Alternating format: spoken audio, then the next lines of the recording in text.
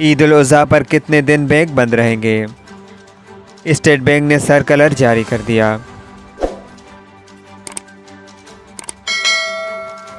जी हाँ दोस्तों, state bank of Pakistan ने ईद उल अज़हा के मौके पर आम तातील का ऐलान कर दिया है। जारी करदा सर्कुलर के मुताबिक स्टेट बैंक 29 और 30 जून 2023 जुमेरात और जुमे को ईद उल अज़हा के मौके पर बंद रहेगा।